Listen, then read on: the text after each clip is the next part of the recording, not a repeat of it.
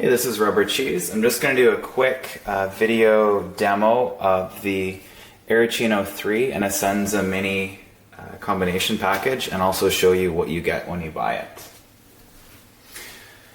These units ship with 16 samplers of Nespresso pods. There's also a booklet which shows what they are and what the other pods are that you may be interested in. There's a bit of a deal. You get some free stuff if you order a whole pile of capsules from Nespresso as well.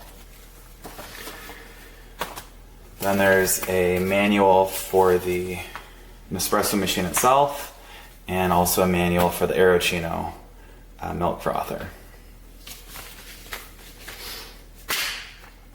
So we'll start with the Aeroccino 3 milk frother. It comes on a base, so it's cordless, just like a kettle.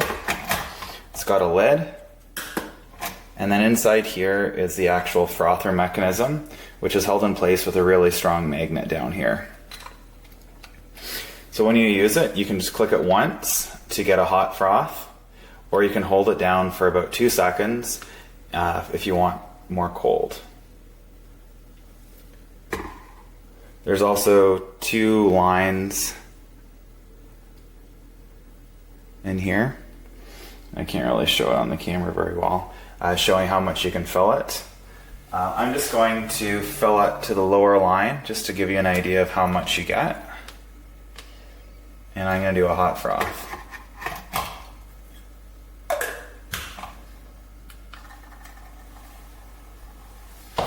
So while that's being done, I'm going to talk about the Nespresso machine itself. Comes with a 600 milliliter reservoir that's good for about 6 Longo cups. The rear of the unit pops off pretty easily so that you can fill it up. I'm just going to fill it up right now. When you first get this machine, make sure that you rinse out the reservoir and also put a couple Longos full of water through. If you don't, you'll find that the first couple Longos are very light. Because there's obviously air in the system when it ships. On the front, you've got a drip tray, and this is what collects your pods, your spent pods as you use them. Put the drip tray back on, and pop it open, and here's where you put your pod. Close it, and then on top there's 2 different buttons. One is for espresso and one's for Longo. This machine also allows you to set your own custom volumes. So if you find an espresso gives you too much or too little volume, you can reprogram each of these 2 buttons. Now I see the milk frother just stops. I'm just going to show you what that looks like.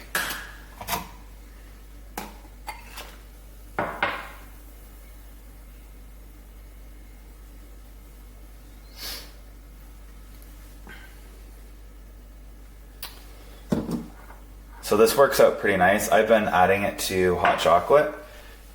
It's really nice to have a bit of froth on my hot chocolate. We've been really liking that so far. So going back to the Nespresso machine, I don't want to make any coffee right now, but if we were, we just pop the pod into here and push this down.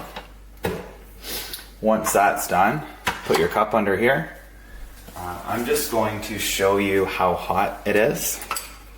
I'm just going to hit the Longo button.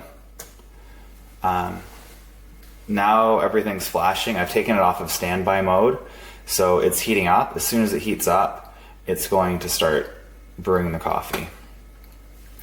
What I find is that, oh, here it goes. If the unit's fully warmed up, the water comes out at approximately 170 degrees Fahrenheit. But if you try and make multiple cups back to back, after the first one it goes down to about 160 degrees when it first comes out.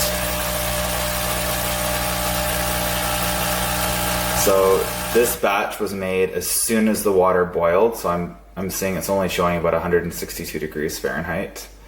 I think if I'd left it a little bit longer, it would have gotten hotter.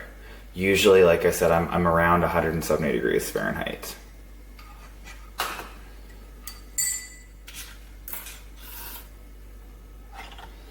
just to show you this volume for comparison.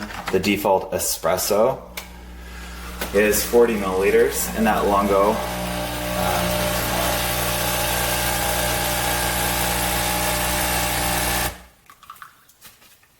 So that's an espresso shot. So I mean, overall, the units both work well. If you haven't had an espresso before, just be aware that the pods are very expensive and they're pretty tightly controlled, so you can't really get any good deals on them. But this unit makes a great cup of coffee, and the frother is really nice to have as well on the side. So that's my video demo and review. I hope you enjoyed it.